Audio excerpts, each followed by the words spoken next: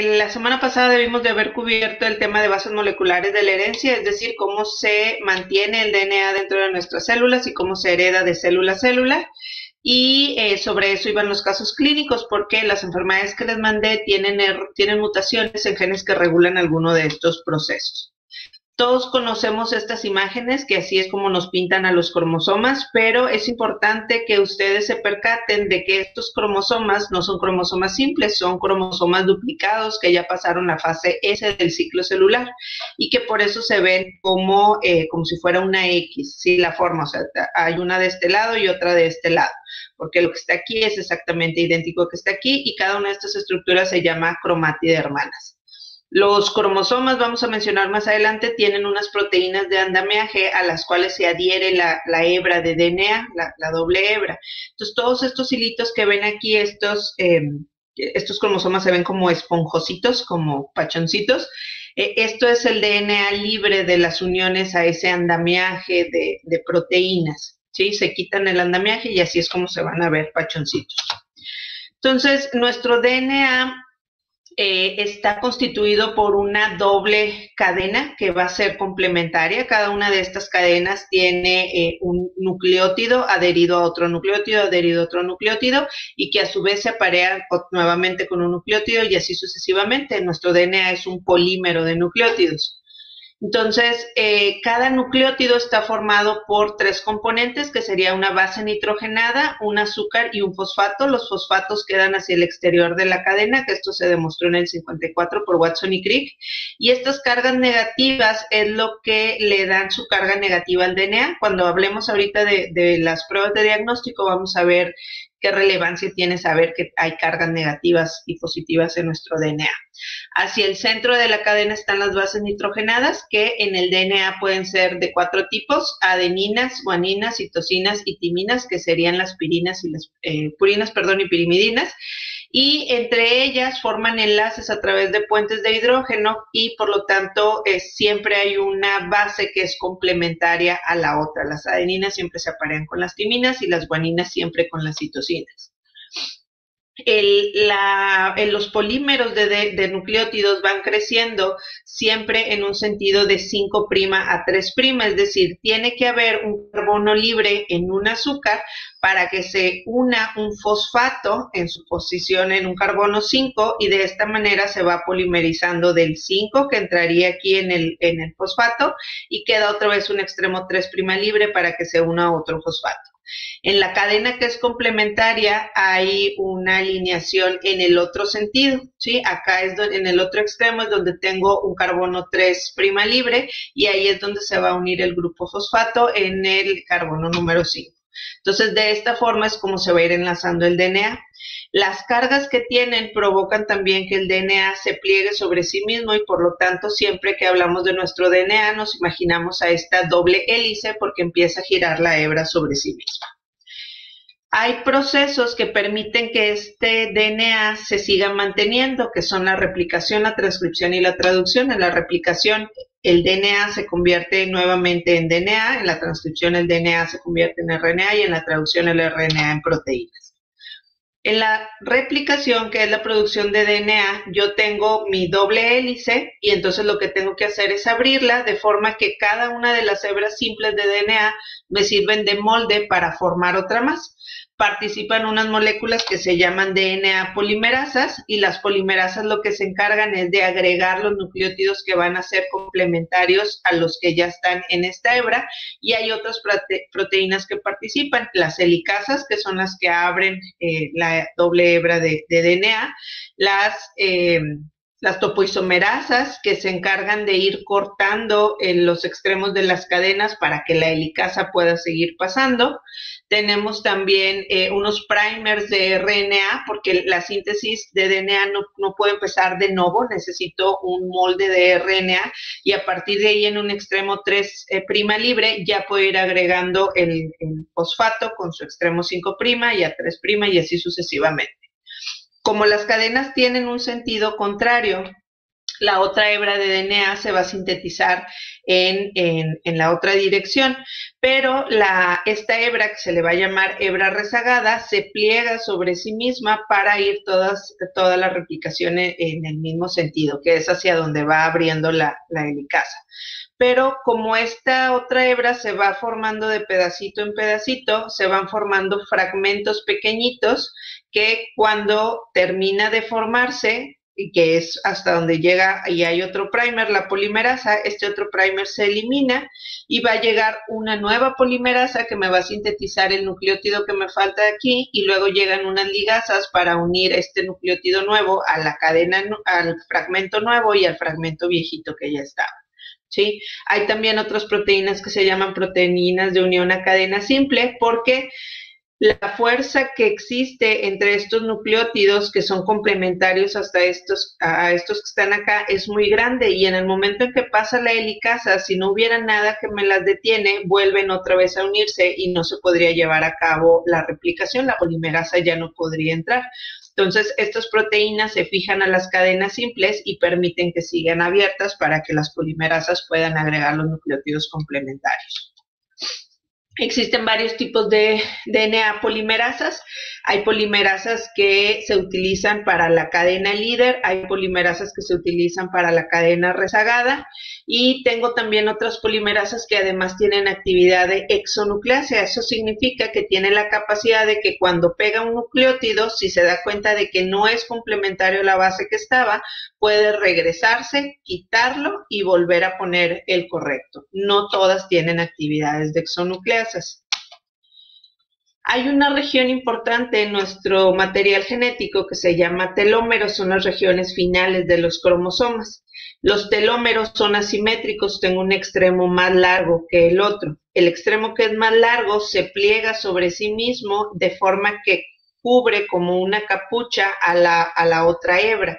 Y estas estructuras son importantes porque le dan estabilidad a los cromosomas. Si los telómeros tuvieran la misma longitud, sería más fácil que si hubiera daño a los puentes de hidrógeno que están aquí, se estuviera abriendo el DNA y que se estuviera perdiendo material genético. Entonces es un mecanismo evolutivo para hacerlo más estable. Particularmente en los eucariotes que tenemos, los mamíferos, por ejemplo, que tenemos cromosomas de tipo lineal, no como las bacterias que tienen cromosomas circulares y que por lo tanto no tienen necesidad de telómeros. El problema con los telómeros es que en esta región que yo tengo aquí libre, un 3' libre, yo no puedo, en este que está acá, en este 5' libre, yo no puedo agregar nuevos nucleótidos hacia este lado. Por lo tanto, lo que va ocurriendo en cada ciclo celular es que mi telómero acá se me empieza a cortar, ¿sí? Y el problema de que se acorte es que al llegar aquí al mismo tamaño me da inestabilidad celular, por lo que les mencionaba del daño, y entonces las células empiezan a morir. En promedio, una célula no suele dividirse más de 30 veces por el acortamiento de los telómeros, porque entran por los errores en apoptosis. Entonces, hay unas células que tienen activas una enzima que se llama telomerasa, que la telomerasa lo que me permite es que se vaya agrandando este brazo que es asimétrico, de forma que va a seguir formando este capuchón protector hacia el otro telómero. ¿Sí? Entonces, agregándose aquí la telomerasa, yo ya puedo ahora sí estar sintetizando los nucleótidos y siempre voy a tener un segmento más largo que el otro. En cuanto al proceso de transcripción, es convertir mi DNA en RNA. En el proceso de transcripción participan varios tipos de RNA, ¿sí? Se va a dar a través de polimerasas, pero ahora no son DNA polimerasas, son las RNA polimerasas, y dependiendo de cuál sea, va a ser la transcripción del factor que va a ser. Las RNA polimerasas 1 siempre sirven para transcribir el RNA ribosomal. Los ribosomas, recordemos que son las proteínas que se encargan de leer el RNA mensajero. Entonces, las RNA polimerasas 2 transcriben el RNA mensajero, que son las secuencias codificantes de nuestro genoma, del lenguaje de DNA a RNA. El RNA pequeño nucleolar, los anti-RNAs y los microRNAs, que tienen actividades de regulación de la expresión genética, porque tienen cadenas complementarias para RNA mensajeros. Entonces, si una célula quiere expresar un gen, pero se dio cuenta de que hizo muchas copias de ese gen y que va a haber mucha proteína, a través de la unión o de la transcripción de RNAs, anti-RNAs, perdón, o de estos de microRNAs, dependiendo del tamaño del RNA mensajero que quieran inhibir, se les pegan y de este modo la célula los reconoce para detener un momento su traducción o para mandarlos directamente a destrucción. Y las RNA polimerasas tipo 3 me van a transcribir los RNA de transferencia, también los otros segmentos del RNA ribosomal y los pequeños de interferencia. Entonces, así es, nuevamente yo necesito separar mis dos hebras. Aquí nuevamente entran las helicasas y una de las enfermedades que revisaron tiene que ver con las helicasas que me abren mi cadena de DNA para iniciar la transcripción. Por lo tanto, si no funcionan esas helicasas, pues entonces no voy a poder expresar de forma correcta muchos de los genes que van a estar involucrados en la producción de ese RNA mensajero. Esto todavía sucede dentro del núcleo, ¿sí? Que es donde está nuestro DNA. Y la RNA polimerasa lo que hace es, si este es el gen, la secuencia del gen que yo quiero transcribir, pues utilizo a la hebra complementaria para que el RNA mensajero que yo forme, sea exactamente igual al que tenemos aquí. Hay unas pequeñas diferencias. El DNA y el RNA son diferentes en que el RNA es de cadena simple, a diferencia del DNA que es de cadena doble, y esto se piensa evolutivamente hablando que lo que primero se originó fue el RNA y que después apareció el DNA en doble hebra para darle más estabilidad a la molécula y que sufriera más todos los factores que pudieran hacerle daño. Y otra diferencia es que el RNA no tiene timina, sino que tiene un nucleótido una base nitrogenada que se llama uracilo, que es quien se aparea con las adeninas. Entonces, una vez que está producido el RNA mensajero, tiene que sufrir varias modificaciones para salir del núcleo y entrar al citoplasma, que es donde va a ser leído por los ribosomas. Una vez que esta es mi secuencia de DNA, si se fijan tiene unas regiones en grises, otras en azul, otras en rojo. Las que están en grises son las regiones reguladoras de la expresión, se le llama región 5' y 3', que es DNA que no voy a codificar, sino que me marca la región donde hay un gen. En estas regiones suele haber otras regiones modificadoras que se llaman potenciadores, inhibidores, silenciadores, que dependiendo cómo esté plegada la hebra de DNA, es si va a dar entrada o no al mecanismo a las proteínas del mecanismo de replicación. Posteriormente tengo otros segmentos que se llaman exones, que son las secuencias codificantes con las que sí me voy a quedar para formar mi RNA mensajero, y tengo otras que se llaman intrones, que son secuencias de DNA que no me van a codificar nada. Durante mucho tiempo se les llamó DNA basura a estas regiones intrónicas y a estas regiones reguladoras, pero cada vez se ha visto más que cumplen evolutivamente hablando con como un factor protector. Si cae una mutación y yo tengo puras regiones codificantes, pues esa mutación siempre me va a ocasionar un daño en esa célula. Pero si yo tengo regiones no codificantes, esto ayuda o permite que si cae una mutación y me cae en un intrón, pues no va a pasar absolutamente nada. Entonces piensa que es un mecanismo que evolutivamente se preservó porque tendían más a sobrevivir las hebras con estas regiones de interrumpidos que no codifican para nada.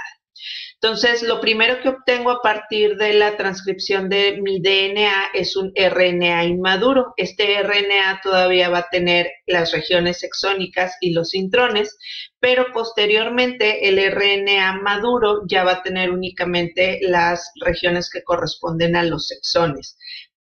Aparte se le añaden dos secuencias más, que es la región 5' con el capuchón CAP, y la región 3' se pone una cola polía, que esto me van a ayudar a darle estabilidad para sacarlo del núcleo y llevarlo al citoplasma donde va a ser leído. Cuando se hizo el proyecto del genoma humano, también fue una sorpresa encontrar que los humanos tenemos alrededor de 23,000 genes, y les digo alrededor porque todavía hay estudios que dicen que tenemos alrededor de 25,000 y otros que 20,000, entonces un promedio son 23.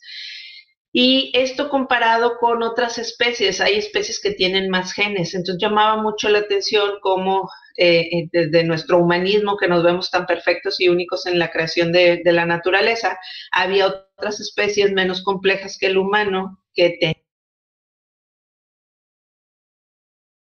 nos dimos cuenta de alguien apague su micrófono, nos dimos cuenta que esto es porque cuando hablamos de la cantidad de proteínas, los mamíferos en general y el humano en particular tenemos mayor cantidad que otras especies, y esto es porque un mismo gen me puede dar varios tipos de proteínas dependiendo de con qué exones se va a quedar. Entonces, esta proteína 1, si se fijan, tiene al exón 1, al 2, al 3, al 4 y al 5, pero esta proteína 2 tiene únicamente al 1, al 2, al 4 y al 5, y esta otra tiene, me va a faltar el 4, por ejemplo. Entonces, cada una de estas proteínas puede tener una función diferente y a esto se le llama el splicing alternativo.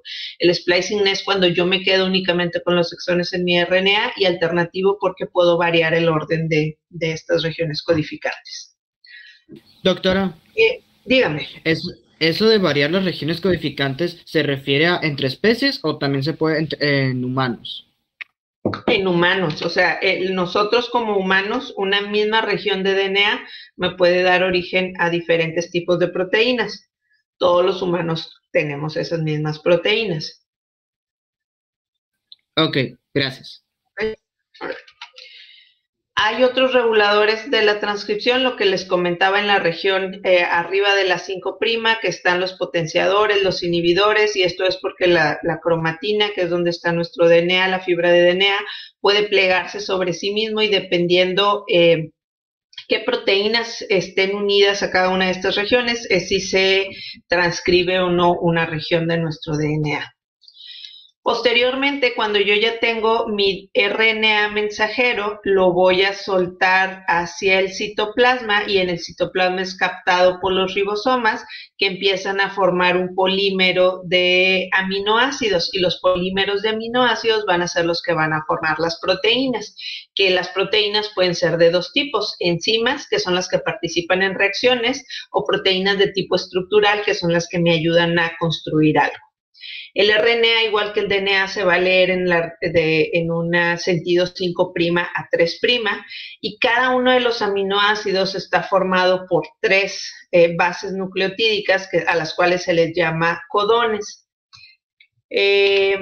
La forma en la que se van leyendo, o en la que se va formando, perdón, la proteína es, cuando yo leo 3 codones, yo tengo los RNA de transferencias que traen unidos un aminoácido, y estos RNA de transferencias tienen también a su vez un código de nucleótidos que son complementarios a el RNA mensajero que estoy leyendo. Entonces voy leyendo, si se fijan, de 3 en 3, y cada uno de ellos trae un aminoácido, y de esta forma voy uniendo estos aminoácidos y voy formando una proteína.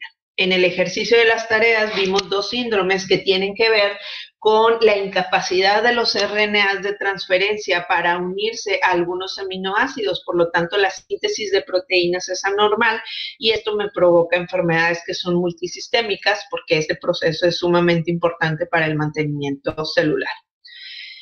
Entonces, cuando tengo también mutaciones en mi DNA y que cambia el nucleótido que estoy codificando, mi RNA mensajero también va a ser diferente. Entonces la secuencia de la proteína va a variar, y pues puede inhabilitarla o darle otras propiedades que normalmente no hubiera tenido. El proceso de formación de un polipéptido de la cadena de aminoácidos siempre se origina con el RNA mensajero captado por las 2 subunidades de los ribosomas, y el primer aminoácido va a entrar, perdón, el primer RNA de transferencia entra al sitio P. Tenemos 3 sitios: el sitio P, el sitio A y el sitio E. Entonces, cuando entra un RNA de transferencia que trae un codón que es complementario a UAG, que es la señal de inicio en el RNA mensajero y marca donde va a empezar la producción de una proteína, se queda ahí pegado y posteriormente lo que ocurre es que empiezan a entrar ahora RNAs de transferencia, pero al sitio A. Y esto me va a permitir la elongación. Cuando entra al sitio A un RNA de transferencia que es complementario para el siguiente codón, lo que va a ocurrir es que se van a mover. El que estaba en el sitio P pasa al sitio E, discúlpenme, el que estaba en el sitio A pasa al sitio P y entonces me deja otra vez abierto el sitio A para que entre otro RNA de transferencia y así voy formando mi cadenita. Hasta que leo un codón que codifica para un codón de paro y entonces ahí se corta el polipéptido y se deshace el ribosoma porque ya acabo de leer al RNA mensajero. ¿Dudas hasta aquí? En el video mencionan también que para que se separen los ribosomas intervienen los factores de determinación. ¿Esto también se incluye? Ah, ok. Exactamente, sí. Tienen que estar presentes para que se pueda deshacer el ribosoma. Entonces, esa es la forma en la que el DNA se mantiene a sí mismo y forma las proteínas que tiene que formar. Ahora vamos a ver cómo el DNA se transfiere a las células hijas. Dijimos entonces que el DNA está formado por una doble hélice de una cadena nucleotídica y que los nucleótidos pues son complementarios el uno al otro. Y si yo desempaquetara el DNA que está en nuestras células tendría una longitud de 2 metros. Entonces, ¿cómo hacen 2 metros para meterse dentro de una capita de proteínas que ni siquiera puedo ver a simple vista? Pues lo hace a nivel gracias a diversos mecanismos de compactación. El primer mecanismo de compactación que tiene la hebra de DNA es formar unas estructuras que se llaman nucleosomas. A medida que se va enrollando sobre sí misma la hélice, empieza a dar vueltas alrededor de un octámero de proteínas que se llaman histonas. Las histonas que participan son 2 tetrámeros formados por una histona 2A, 2B, la 3 y la 4. ¿Sí? Entonces están aquí y le da la hélice, casi 2 vueltas. Y aparte son fijados por otra proteína que se llama la histona 1. Entonces, este es mi primer nivel de compactación, se llama nucleosoma. Estos nucleosomas pueden tomar varias formas de compactación una sobre otra y me da origen al siguiente nivel de compactación que se llama solenoide.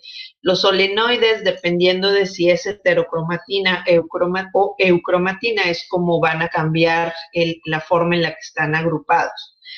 Y después los solenoides me van a formar todavía un cordón o una fibra, que esta es la fibra de cromatina, y la fibra de cromatina a su vez se vuelve a plegar sobre sí misma, se une a proteínas de andamiaje y me va a formar la estructura del cromosoma que conocemos y que vemos durante el ciclo celular.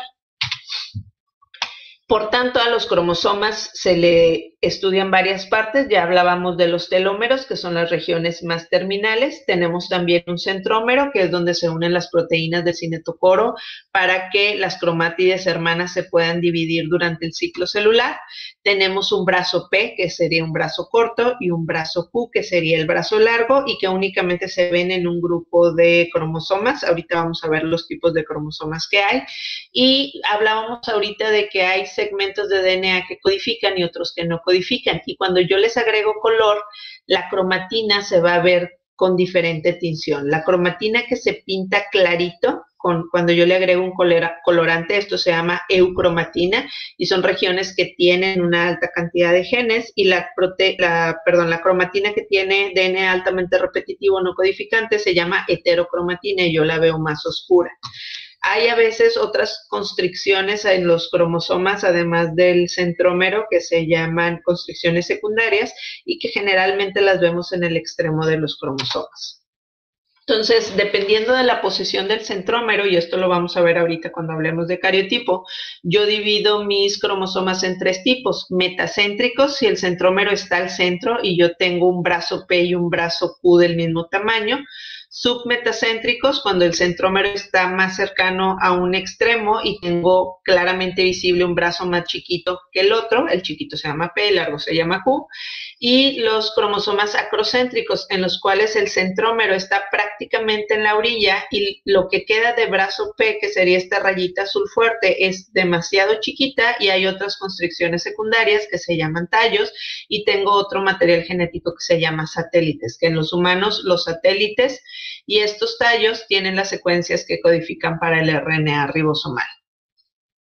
En los cromosomas que son metacéntricos, donde el centrómero está al centro, el brazo P y el brazo Q se diferenciaron hasta que se diseñaron las tinciones para los cromosomas y que fue posible diferenciar la cromatina, la eucromatina de la heterocromatina, y entonces siempre ya sé qué patrón corresponde al brazo P y cuál es el patrón que corresponde al brazo Q. Los cromosomas se van a mantener en las células a través del ciclo celular. Sabemos que hay dos tipos de ciclo celular, la mitosis y la meiosis. La mitosis se da en todas las células de nuestro organismo, y en este tipo de división, una célula empieza con 46 cromosomas y me va a dar origen a dos células que tienen también 46 cromosomas y cuyo DNA es idéntico. Hay varias fases en el proceso de división celular de la mitosis, que serían la profase, cuando los cromosomas empiezan, acuérdense que se ven dobles porque todo el ciclo celular tiene G1, S, G2, y luego la fase M, y la fase M es la que puede ser mitosis o meiosis. Y en la profase de la mitosis se condensa el DNA lineal formando los cromosomas.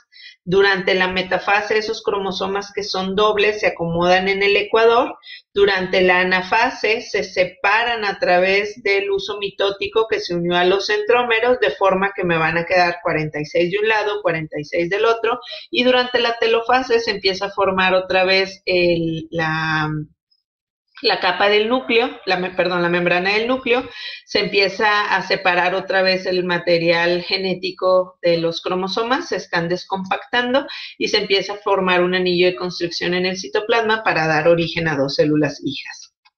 La meiosis es muy similar, pasa lo mismo que pasa en la mitosis, pero pasa dos veces, porque la meiosis es una división celular reduccional. Una célula que empieza con 46 cromosomas termina teniendo 23 cromosomas, pero a diferencia de la mitosis, que de una salen dos, en meiosis de una salen cuatro. Y además aquí el material genético es diferente en la célula madre al de las células hijas, porque en la meiosis se lleva a cabo un proceso que se conoce como recombinación, en el cual una cromátida hermana de un cromosoma se aparea o se intercambia, intercruza con otra cromátida hermana del cromosoma homólogo. Los cromosomas homólogos son los pares de cromosomas que tenemos. Tenemos 2 unos, 2 dos, 2 tres, así hasta el 23. Entonces la recombinación se da entre los 2 unos, los 2 dos, los 2 tres, etcétera, por lo menos normalmente, porque cuando hablemos de enfermedades cromosómicas vamos a ver que hay a veces recombinaciones que no son homólogas, es decir, que no se llevan a cabo entre los cromosomas que corresponden. Entonces, la profase de la primera meiosis, del primer ciclo, se va a dividir a su vez en subfases: leptoteno, cigoteno, paquiteno, diploteno y diacinesis. En el paquiteno es cuando se lleva a cabo la recombinación, pero en el diploteno, si ustedes se fijan, los cromosomas homólogos siguen unidos. Esto es muy importante porque permite que lleguen a la metafase unidos. Y en la anafase, quienes se separan, a diferencia de la mitosis, no son los cromosomas homólogos. Entonces, el primer ciclo de división celular en la meiosis es un ciclo reduccional. Yo paso de tener 46 cromosomas dobles a que en cada célula hija yo tengo 23 cromosomas dobles. Y aquí vuelve a empezar otro ciclo. Tengo otra vez una profase que no dura nada porque ya están compactados los cromosomas. Tengo una metafase donde otra vez se alinean en el ecuador, y ahora sí el uso mitótico se ancla al cinetocoro en el centrómero y me separa las cromátides hermanas, y cada celulita me origina una célula de 23 cromosomas simples. De forma que cuando viene la célula germinal del sexo contrario, se unen estas dos, una de 23 más otra de 23, me va a dar una de 46 y empieza a formarse un ser humano.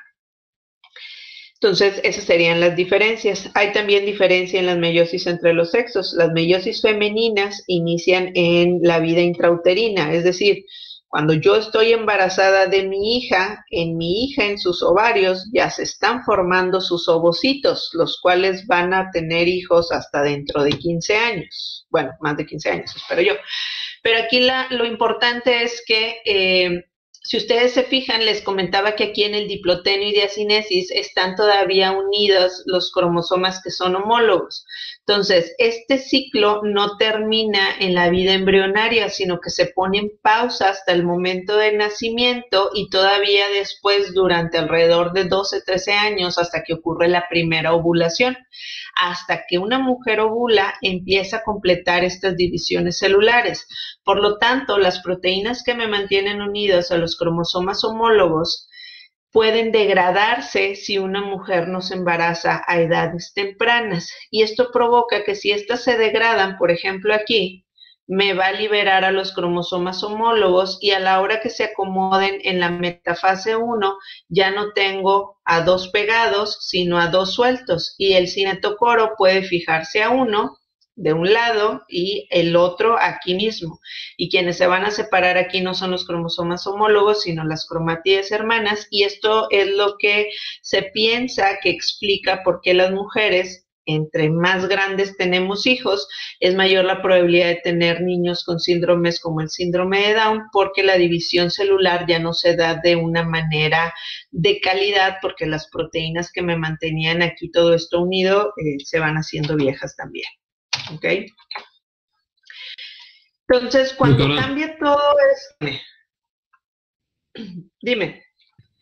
¿se puede volver a explicar lo de esas partes de la profase 1?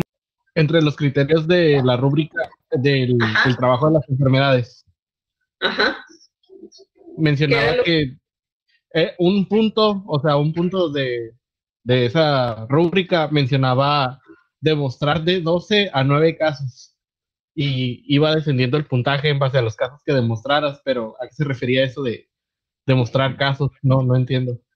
Pues yo creo que era un error en la rúbrica que utilicé, porque no les estaba evaluando de 9 a 12 casos. Sí, no te preocupes, nada más les voy a revisar lo que les debería revisar. Ok, muchas gracias. Ándale, espérenme. Página 19 y 20. Ok, entonces, técnicas de diagnóstico genético. ¿Por qué es importante que las conozcan? Porque, espérenme, no, ese no es el libro. Regrésale. Aquí debe empezar con ese. Ya, porque no importa si se quedan como médicos generales o médicos especialistas, van a haber enfermedades que tengan un componente genético y dependiendo qué área estén trabajando, pues hay mayor o menor probabilidad de que las vean, pero de que las van a ver, las van a ver. Y por ahí hay un dicho que dice que los ojos no ven lo que el cerebro no conoce, entonces tienen que conocer cuáles son las condiciones que pueden tener algo genético para saber si le va a ser de utilidad o no una prueba de diagnóstico. Entonces, cuando hablamos, por ejemplo, de abortos, que es algo relativamente común en una pareja, cuando hay pacientes que tienen más de 2 abortos, hablamos de algo que se llama aborto recurrente. Y en estos abortos, cuando el 7% en general tiene que ver con una condición genética, pero cuando me voy a abortos del primer trimestre, más del 50% se deben a un origen genético. Entonces es importante esclarecer el diagnóstico en ellos para saber si van a tener o no más hijos. Lo mismo pasa con niños que nacen con malformaciones congénitas, con las muertes en la infancia, que de 20 a 30% de estos niños tienen una causa, un síndrome genético de base. Cuando hablamos de pacientes en un hospital, alrededor de un 10%, tanto si es un hospital pediátrico como de adultos, van a tener una base genética. Si hablamos de síntomas como por ejemplo retraso mental, sordera, ceguera, 50% de ellos, si son congénitos, tienen una causa genética. Y en las enfermedades que son de crónico-degenerativas y del adulto, únicamente alrededor de un 10% tienen que ver con una condición genética de base, pero estos son importantes diagnosticarlos porque se pueden repetir en la familia y porque el seguimiento para los pacientes es diferente, 19 y 20. Entonces, tenemos que saber a qué nivel está la enfermedad que nosotros estamos sospechando para saber qué prueba le vamos a pedir. No hay una prueba genética hoy en día que me diagnostique cualquier enfermedad genética, entonces a fuerzas tengo que saber a qué nivel está lo que sospecho para saber qué le voy a pedir. Si el problema está en la secuencia del DNA o en la expresión del DNA o en la compactación, que es decir, el número o la forma de los cromosomas. La prueba más común es el cariotipo. Un cariotipo es una imagen gráfica en donde vemos los 46 cromosomas lineales que están dentro de una célula. Estos cromosomas lineales los acomodamos de pares porque recordamos que son los cromosomas homólogos, el 1 con el 1, el 2 con el 2, el 3 con el 3 y así sucesivamente. Y están acomodados en el cariotipo en base a la posición del centrómero y a tamaño, de forma que tengo el grupo A, en el cual los cromosomas son metacéntricos grandes, metacéntricos porque el centrómero está en el centro y por lo tanto el brazo P y el brazo Q casi tienen la misma longitud. Aquí está el centrómero del 2, aquí está el centrómero del 3, y como les mencionaba hace ratito, para saber cuál es el brazo largo y corto, la posición de la heterocromatina y eucromatina se utilizó para ver cuál era el patrón que iba a tener el brazo corto y cuál era el patrón que iba a tener el brazo largo. Todos tenemos los mismos patrones de eucromatina y heterocromatina, y es lo que permite que si yo detecto, por ejemplo, aquí que se ve una bandita blanca y luego una bandita negra, y yo viera puro negro aquí, me daría cuenta de que el cromosoma 3 está anormal porque tiene un patrón de bandas que no corresponde, y entonces diagnostico que hay algo mal ahí. Estos son submetacéntricos grandes, que es el grupo B, que corresponde al 4 y al 5. Del 6 al 12 corresponde a los submetacéntricos medianos. Del 13 al 15 corresponde a los acrocéntricos medianos. Si recuerdan, los acrocéntricos son los que tienen un brazo P prácticamente inexistente, pero que tienen tallos y satélites. Después sigue el grupo E, que corresponde a los submetacéntricos pequeños, que son el 16, 17 y 18. Son submetacéntricos porque tienen el centrómero en esta posición y veo un brazo chiquito y un brazo grande. Después el grupo F corresponde a los metacéntricos pequeños porque tienen el centrómero en la parte media. El grupo G corresponde a los acrocéntricos pequeños, son el 21 y el 22, y los cromosomas sexuales se acomodan aparte. ¿Alguien me puede decir a qué sexo corresponde, si estos son sus cromosomas sexuales? Hombre. Es un masculino, porque este es un cromosoma X y este es un cromosoma Y. Si yo tuviera dos cromosomas aquí iguales, pues sería XX y correspondería a una mujer.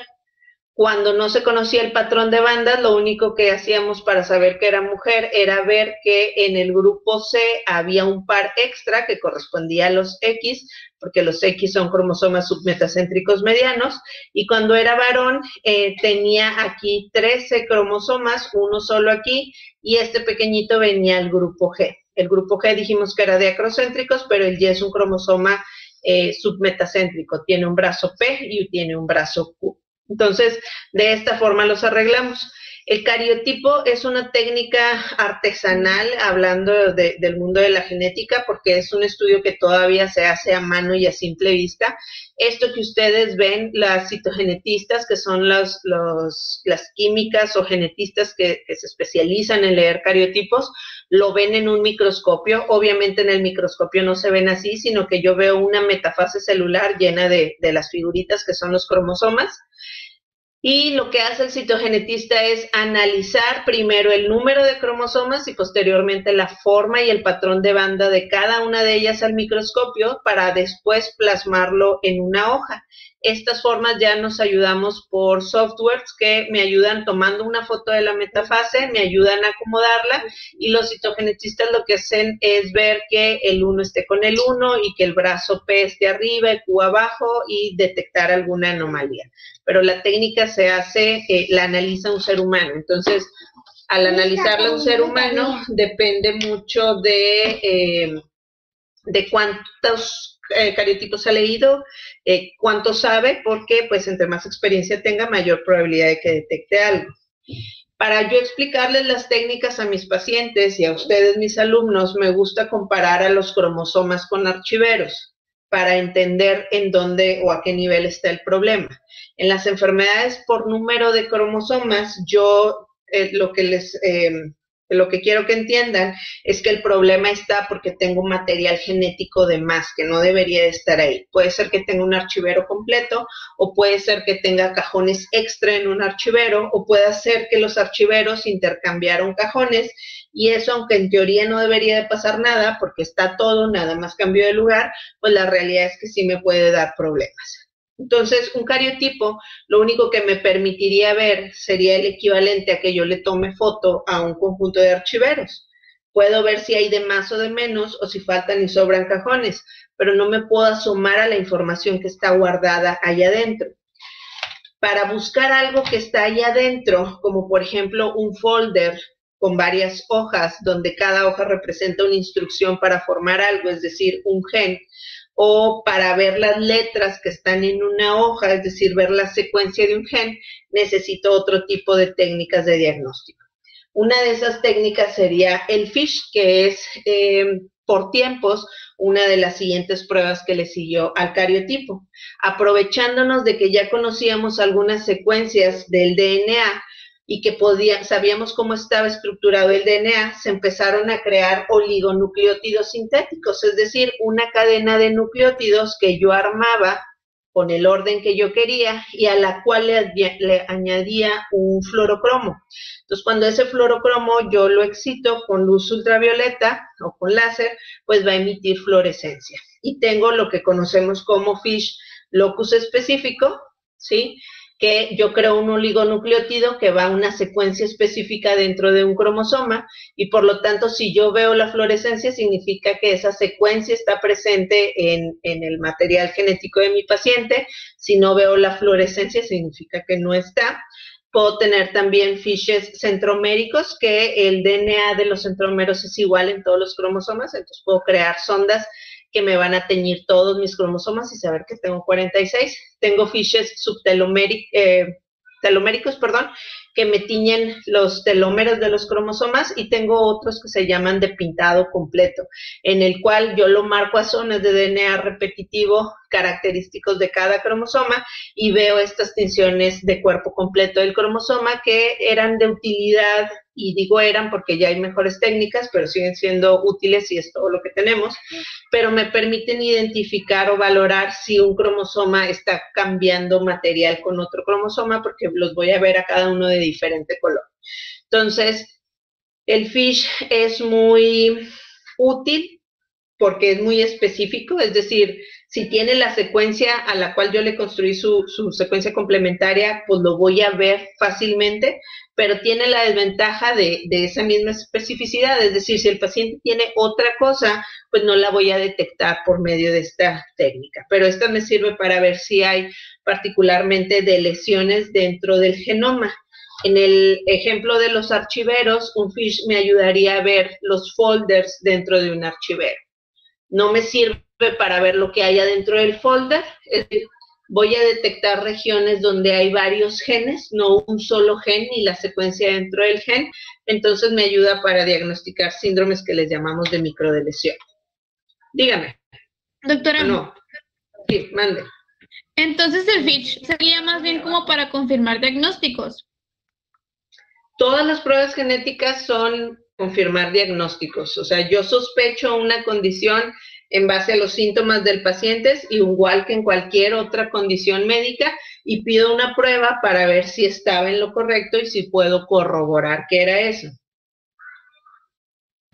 ¿Okay? Profesora, ¿Dónde? ¿De dónde se toma la muestra? O sea, como para hacer ese tipo de laboratorios. Tanto el cariotipo como el FISH, como yo voy a estudiar cromosomas, pues necesito células nucleadas. ¿Dónde tienes células nucleadas? Pues en todo el cuerpo. Leucocitos. O sea, Los leucocitos. En todo el cuerpo, sí, o sea, puedo ser un cariotipo de cualquier tejido. Los peros son el tipo de célula que yo estoy estudiando. Por ejemplo, no puedo estudiar eritrocitos porque no tienen núcleo y por lo tanto no tienen cromosomas. Pero de ahí en fuera puedo estudiar cualquiera. Sin embargo, no puedo, por ejemplo, estudiar neuronas porque su tasa de división es muy lento y es muy difícil poner a las neuronas a dividirse. Entonces, como yo necesito hacer cultivos celulares para estudiar varias metafases, no es muy bueno hacer un estudio en neuronas. Pero, por ejemplo, los linfocitos que están en un tejido de muy fácil acceso, que es la sangre, que tienen una tasa de división bastante alta, si le doy los mitógenos necesarios, se vuelve el tipo de tejido más versátil para hacer los estudios de tipo genético, porque las células se dividen muy rápido y están nucleadas. Entonces, es donde más se hacen. Pero yo puedo tomar una muestra de fibroblastos, una biopsia de piel, o una muestra de células escamosas, digamos, en orina o del tracto digestivo, de la mucosa oral, y ahí también las puedo hacer porque esas células están nucleadas y por ser un epitelio tienen una alta tasa de división celular. ¿Ok? Entonces, se puede hacer en cualquier tejido. El que se usa más por la facilidad para tomar la muestra es sangre. ¿Ok? Doctora, tengo otra duda yo. Es que no entendí para qué tipo de alteraciones genéticas se puede usar para diagnosticar. O sea, no entendí lo que dijo de las microdeleciones y eso. ¿Un cariotipo para qué sirve? Para ver los cromosomas. Ajá, entonces las enfermedades que diagnosticaría serían enfermedades donde tengo cromosomas de más o de menos. ¿Se te ocurre alguna? Ah, ok, ya como las trisomías y así. Ajá, las trisomías y las monosomías con un cariotipo es más que suficiente. Pero dentro de cada banda que es visible a simple vista, las más chiquitas, como por ejemplo esta negra, esta otra negrita que está aquí a mero arriba, esta que está aquí o esta blanca de aquí, estas bandas tienen una... en esas bandas en esas bandas hay 5 millones de pares de bases. Entonces, para que yo pueda ver algo en un cariotipo, lo que gano o pierdo tiene que ser más de 5 millones de pares de bases, es decir, veo más de una banda. Y por eso les digo que tienen que ser estudiadas por alguien que le sepa esto, porque si no, es muy fácil que si ustedes ven uno de estos, pues no se percaten de si algo está deletado o duplicado. Entonces, cuando yo quiero estudiar síndromes en los que se pierde o gana menos de 5 millones de pares de bases, este estudio no me sirve. Hay un síndrome que se llama DiGeorge, ¿lo han oído? Yo di embrio y en embrio hablábamos de DiGeorge, pero no sé si a ustedes les hablaron de DiGeorge. ¿No? ¿A nadie? Bueno. No. Es un síndrome se llama síndrome de primer y segundo arco branquial porque los derivados de los primeros y segundo arco branquiales, es decir, paladar, mandíbula, oreja, están mal formados y también pueden estar mal formadas las bolsas y los arcos faringios, es decir, timo, tiroides, y aparte ahí hay células de la cresta neural, entonces el corazón también se afecta y se debe a una deleción de casi siempre 2.5 millones de pares de bases, específicamente en el cromosoma 22. Entonces, ¿me va a servir un cariotipo para diagnosticarlo?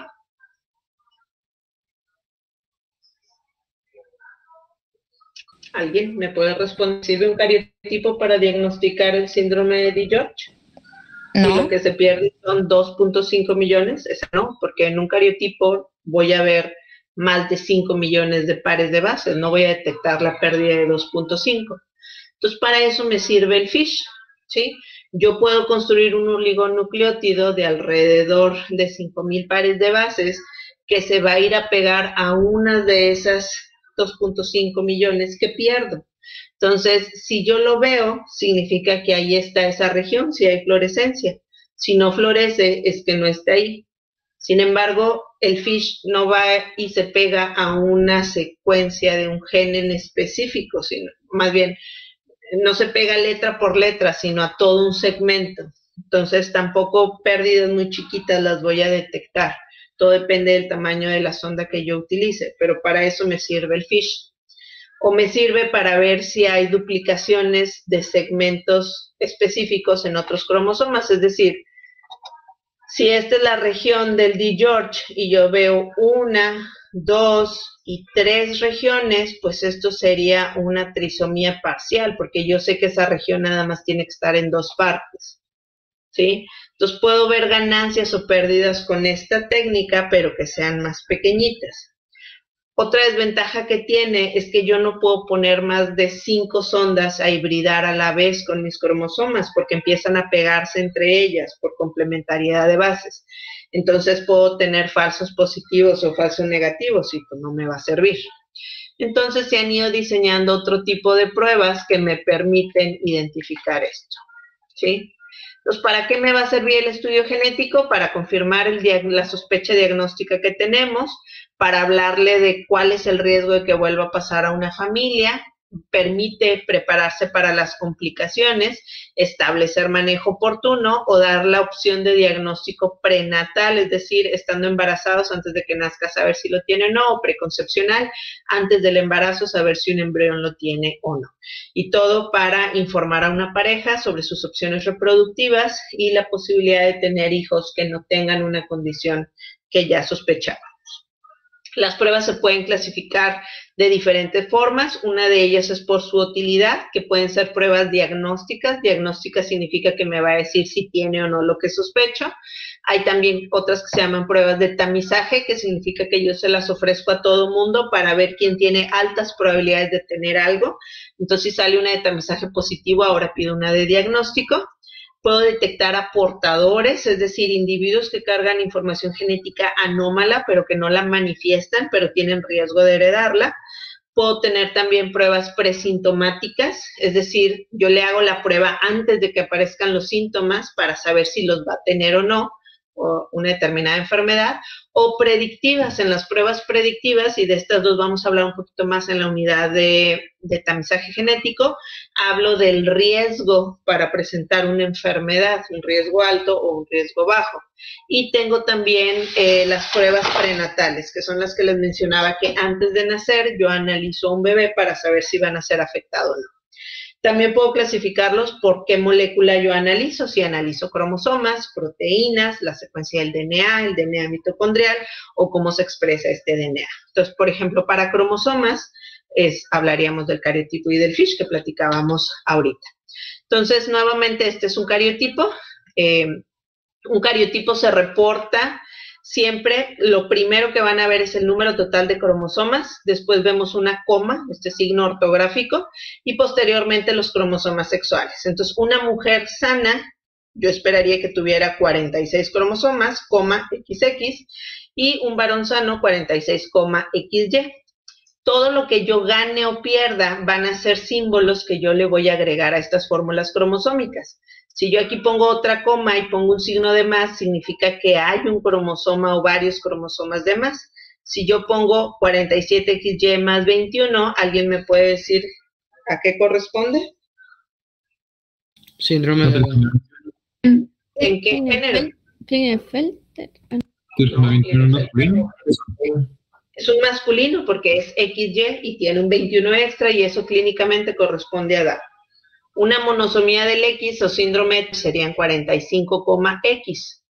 Los cromosomas sexuales son los únicos que no llevan signos de más o de menos. Los cromosomas, los autosomas que les llamamos, que son del par 1 al 22, sí llevan signos de más o de menos. Entonces puede haber también monosomías del 21. Y puedo tener también anomalías de tipo estructural, es decir, tengo mi fórmula cromosómica, aquí hay 46 cromosomas, hay un varón, pero por abreviaturas puedo decir que hay una alteración en la forma del cromosoma. Del, por ejemplo, corresponde a delesión, DUP o DUP corresponde a duplicación, INV corresponde a inversión, R corresponde a ring, un anillo, que es cuando los telómeros del cromosoma se pierden y se unen esos ambos fragmentos, dándome origen a un cromosoma circular que trata de estabilizarse, pero le va a ir mal a ese paciente porque sus cromosomas no suelen dividirse bien ni en mitosis ni meiosis. Y entre paréntesis lo que pongo son los cromosomas afectados y después las regiones afectadas dentro de ese cromosoma. Entonces, ¿quién me quiere decir qué significa 46XY del 4P15? ¿Alguien?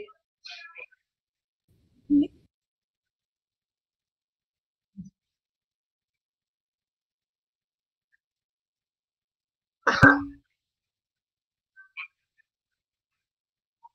No mutación, es una eliminación y ya a las eliminaciones se les llama deleciones y es sexo masculino porque es XY. ¿Ok? Pero muy bien. Entonces, lo que viene después del número y de los cromosomas sexuales es que hay una anomalía. Entonces, así lo vamos a ver reportado en un cariotipo.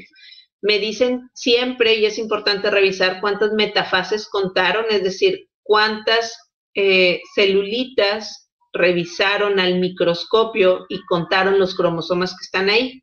Entonces, el número que deben de revisarse son mínimo 20 por estadística. Se le dio un poder estadístico a cuántas necesito revisar para tener un 90% de seguridad de que eso me representa lo que hay en el resto de las células del tejido que yo estoy analizando, y se llegó a la conclusión que con 20 que se analicen tengo una representación del 90% del tejido o una seguridad del 90%. Se analizan 6, es decir, se revisan las bandas de 6 al microscopio y se cariotipan 2. La imagen que yo les mostré corresponde a un cariotipo, entonces cada reporte debería tener 2 imágenes de cariotipo. Y nos hablan también del bandeo, bueno, el tipo de tejido que se analizó, en este caso sangre periférica, y el tipo de bandeo. GTG significa que veo la eucromatina clara y la heterocromatina oscura. Y me dan también esto que es importante para nosotros como médicos clínicos, que es la resolución de 550. Cuando yo digo que hay una resolución de 550, significa que cuento 550 líneas pequeñitas y esto me da la seguridad de que estoy viendo como mínimo pérdidas o ganancias mayores de 5 millones de pares de bases. Si mi resolución fuera menor que eso, 450, 350, significa que a lo mejor voy a perder diagnóstico de algunas cosas que pudieron haberse a simple vista porque no estoy viendo bien el tamaño de las bandas, ¿sí? Y entonces me dan este resultado, 47XX más 21, 15, 46XX6. ¿Alguien me quiere decir qué significa?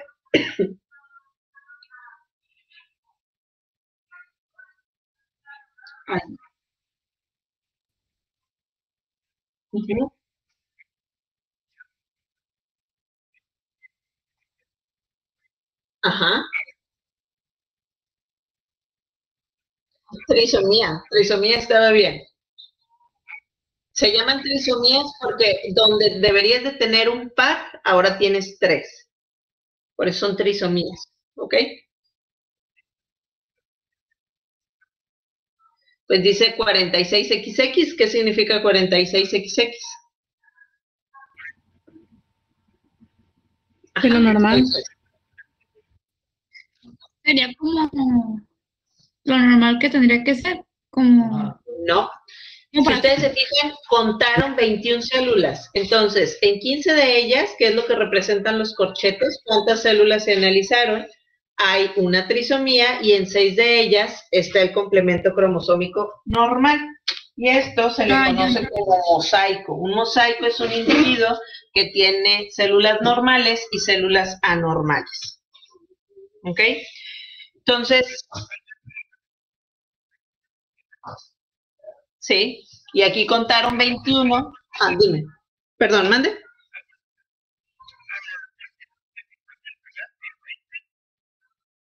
No, que cuenten en 20. Si yo cuento 20, tengo una seguridad del 90% de que eso representa al tejido que estoy viendo.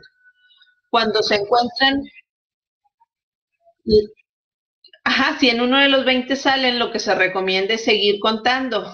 La verdad es que a partir de 30 no sube más el porcentaje. Tiene siempre un porcentaje alrededor de un 95% de confianza de que está lo que tú estás leyendo en 30.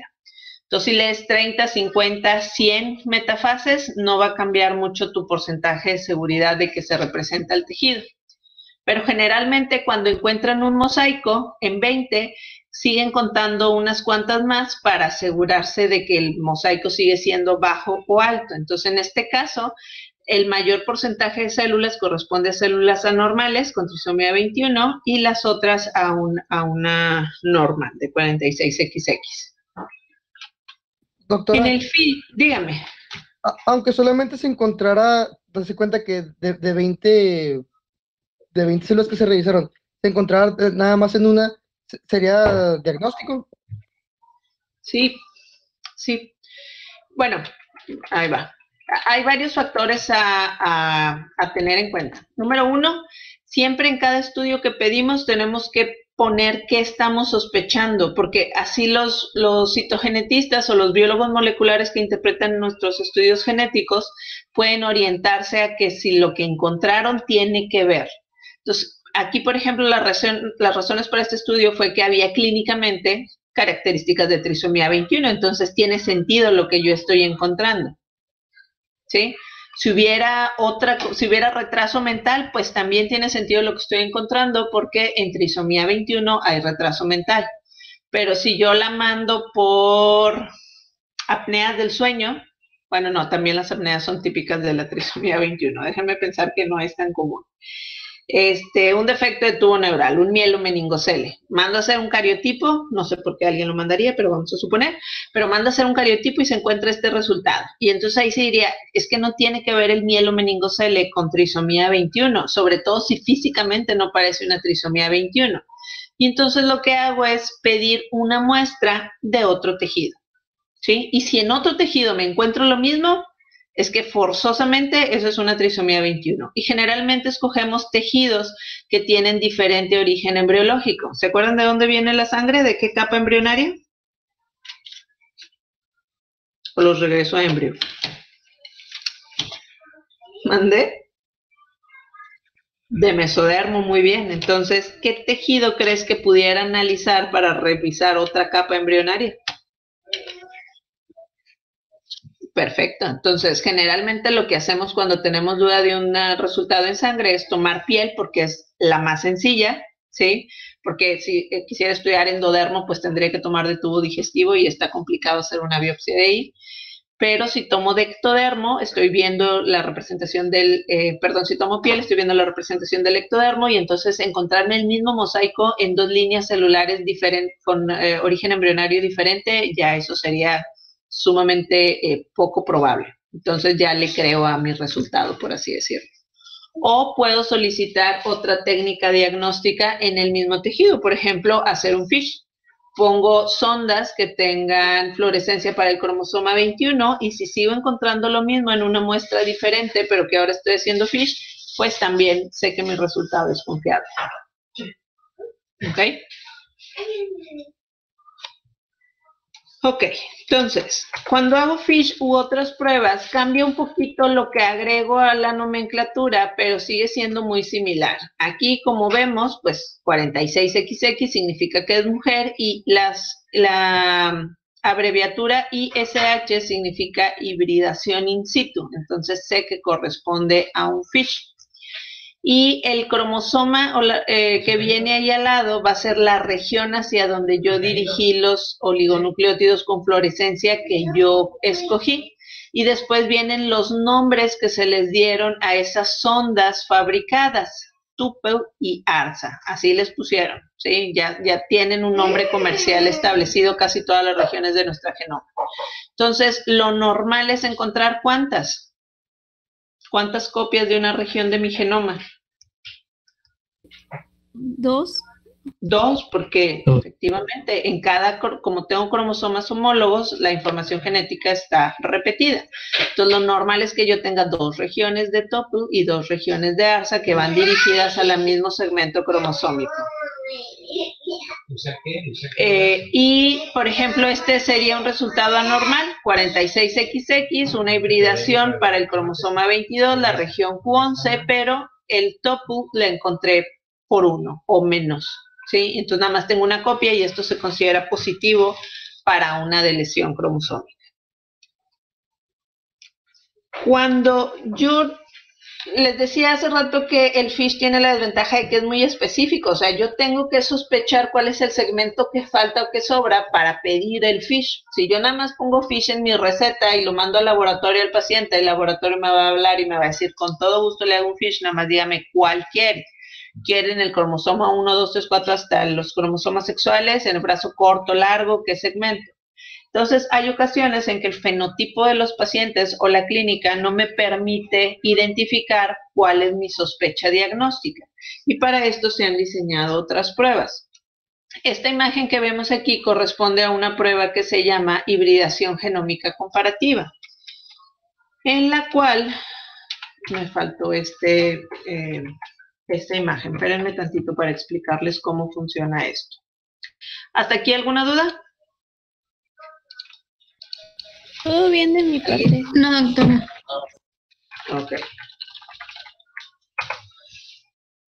Déjenme, les comparto una imagen. Espérenme tantito.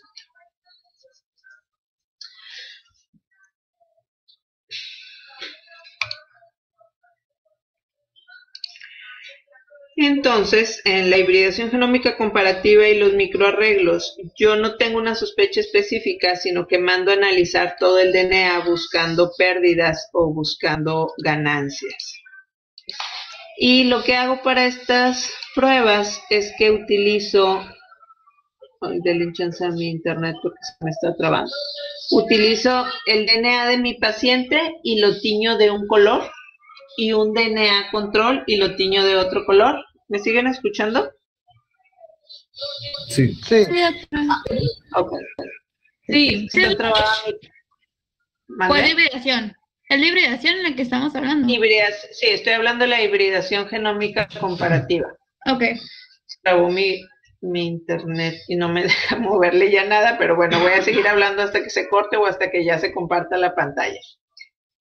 Entonces, en la hibridación genómica comparativa, tomo el DNA de mi paciente y lo marco de un color.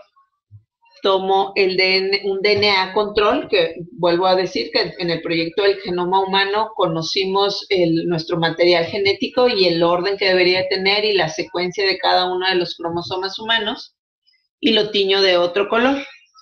Y los pongo a hibridar juntos. Hay que recordar que cuando yo hablo de hibridación significa que a las hebras de DNA yo les puedo aplicar calor y lo que va a ocurrir es que los puentes de hidrógeno se rompen y me liberan, me forman cadenas simples. Y esas cadenas simples van a ir a buscar regiones complementarias para la secuencia que tienen.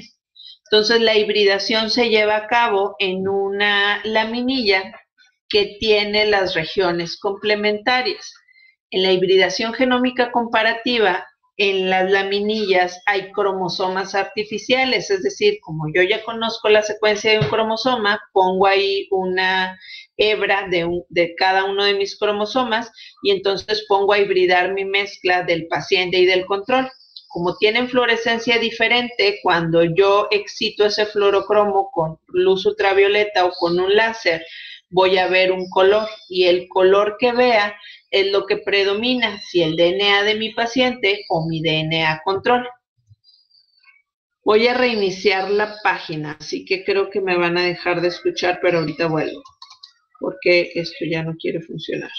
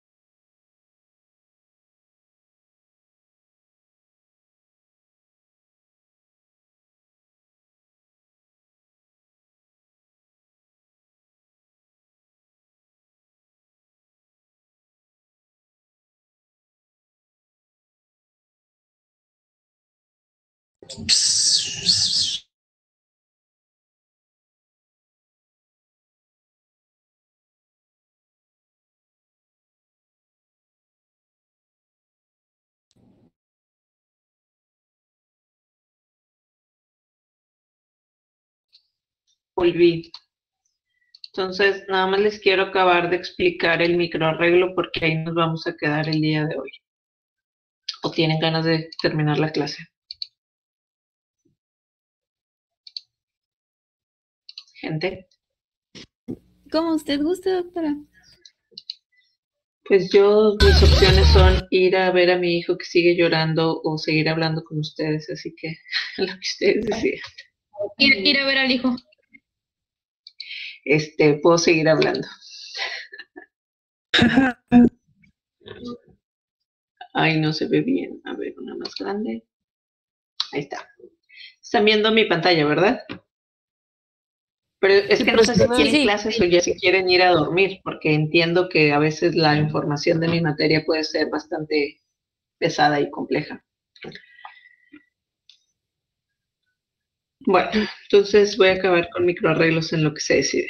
Entonces, tengo el DNA de mi paciente marcado con un color y tengo mi DNA marcado de control marcado con otro color. Lo pongo a hibridar en una laminilla.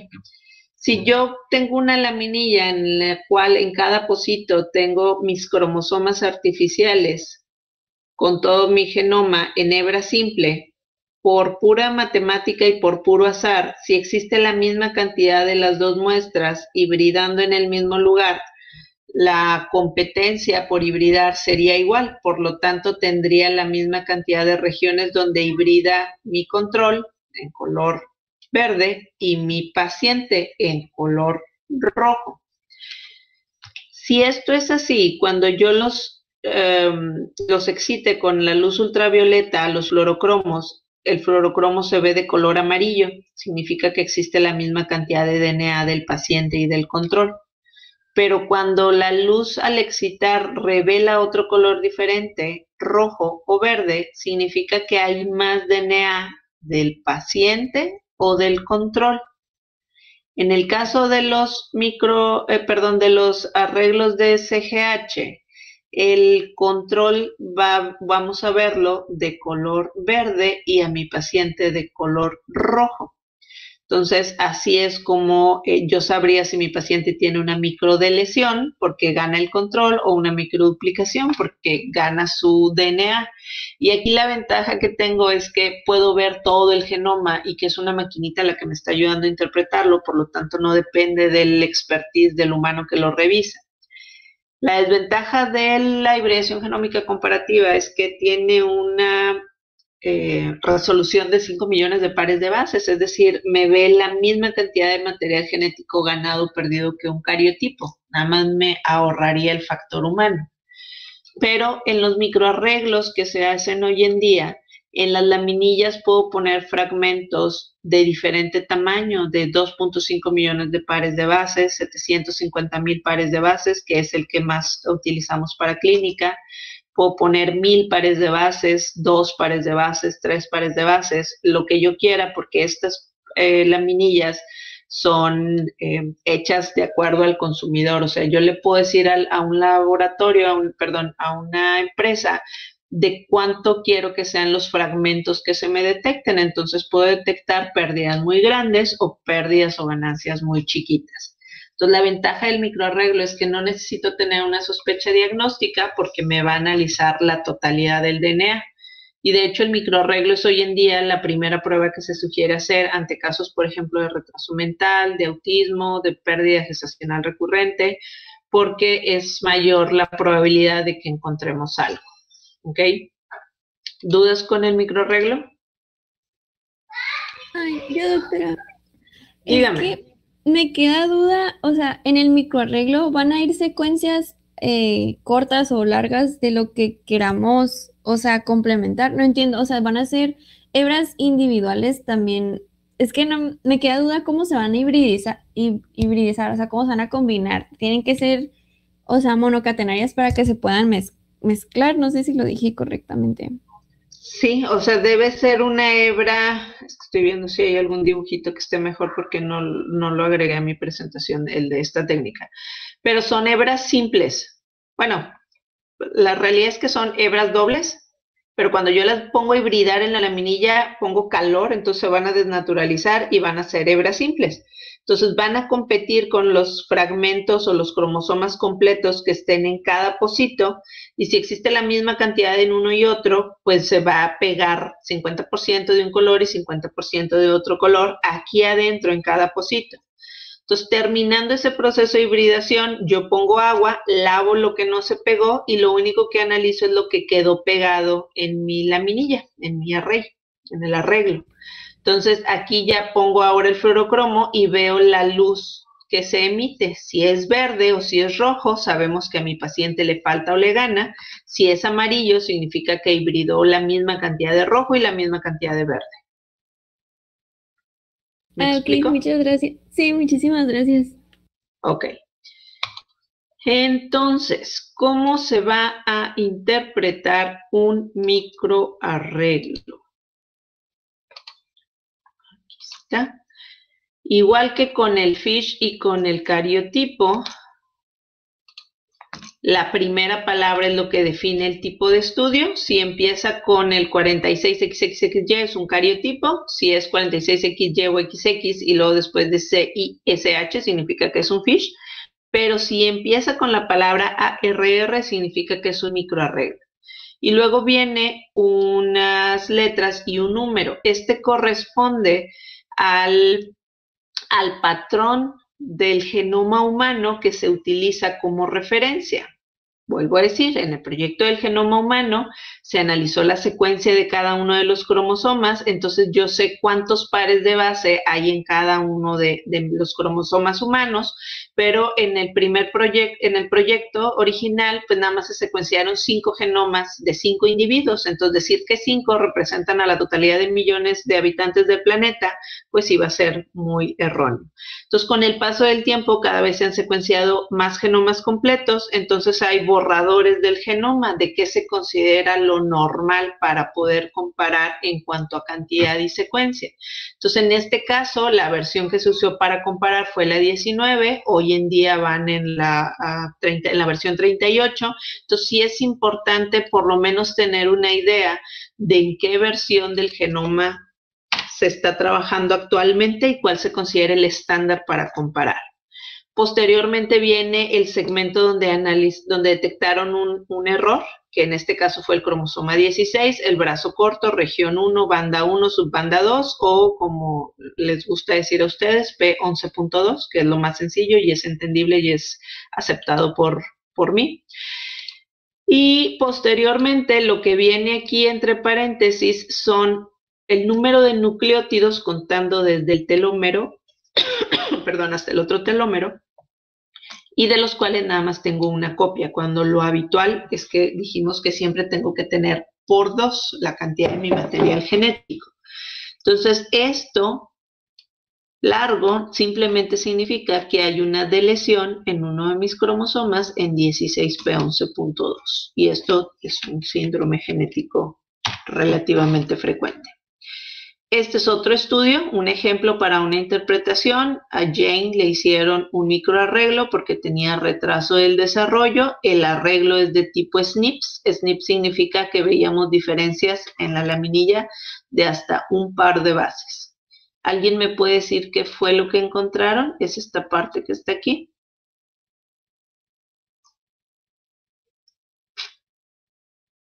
A ver.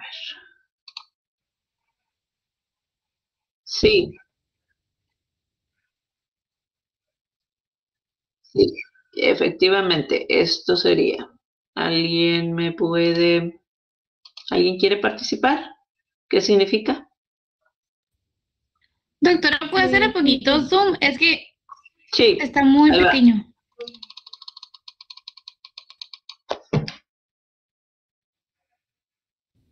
Ya se encontró. Dale tú, Diego, no pasa nada.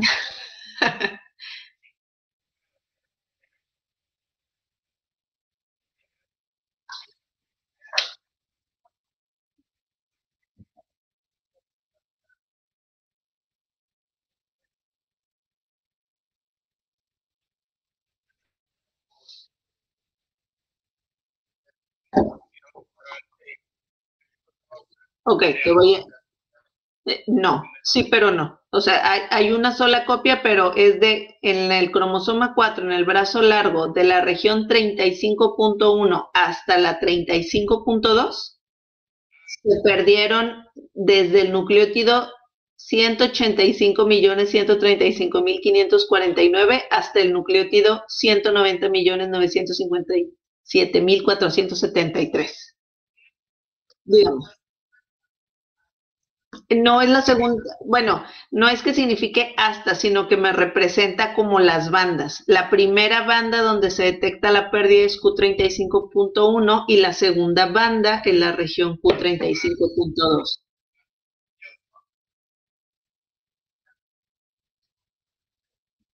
Ajá, no,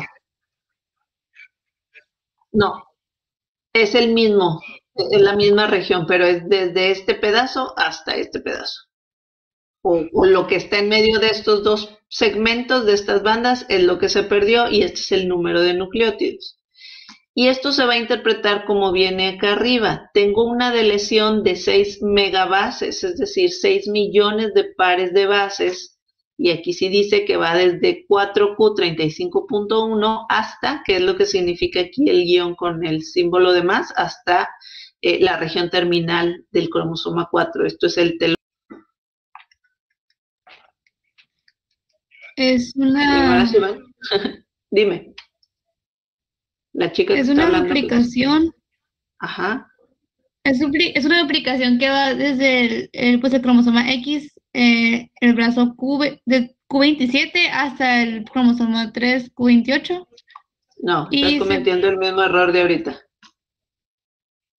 O sea, en el cromosoma X, en la región Q27.3, el problema, la ganancia abarca hasta Q28, pero todo esto es en la misma región. Ah, ok, ya. ¿Sí? Y estos son los nucleótidos que están perdidos, la posición que tienen en el cromosoma. Y esto se traduce como lo que dice aquí arriba. Hay una duplicación de 8.5 millones de pares de bases que va desde XQ27.3 a XQTER, ¿sí? Se dice duplicación porque significa que en un cromosoma tengo 2 veces esa región, pero tengo a mi homólogo que también lo tiene, por eso hay 3 copias, pero en la interpretación siempre va a decir duplicación o deleción. ¿Ok? Dígame. En este caso no se va a anotar primero el número de cromosomas, la coma y pues los cromosomas sexuales, se pone directamente así ARR. Sí, porque aquí yo no estoy analizando el número de cromosomas, estoy analizando la cantidad de material genómico, es decir, la cantidad total de DNA que tenemos. El microarreglo, espérenme tantito. En un microarreglo yo no tomo a mi célula y luego me espero a que estén en ciclo celular, en metafase, para tomarle foto a los cromosomas.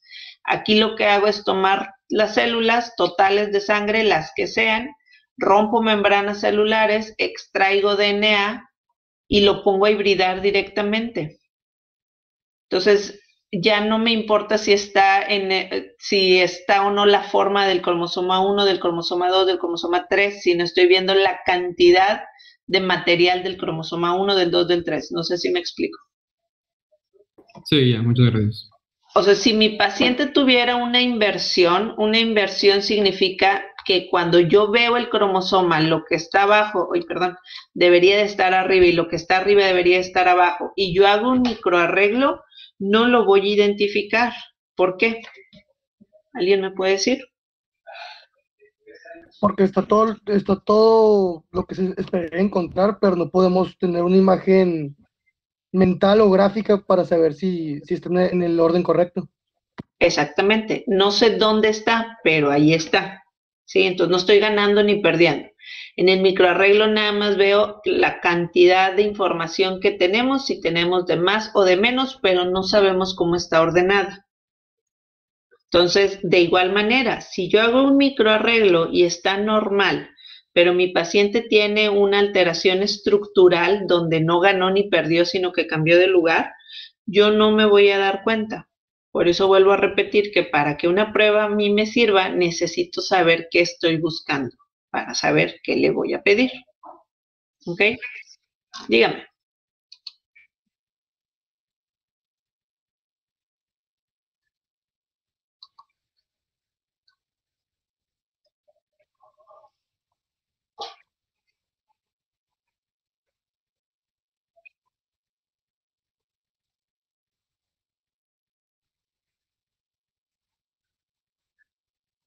Si hay lo mismo, se va a ver amarillo.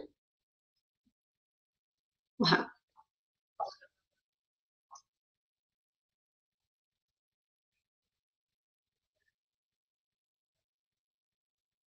No, porque todo mi DNA se marca del mismo color, o sea, la totalidad del DNA de mi paciente lo marco de verde y la totalidad de mi control lo marco de rojo. Entonces, lo que yo estoy viendo es si en algún lugar hay más rojo o más verde para saber si mi paciente tiene más o menos material genómico de una región. O sea, en mi laminilla yo puedo saber en qué puntito está cada región cromosómica, pero no sé si en los archiveros está acomodado como debe de ser su patrón de bandas.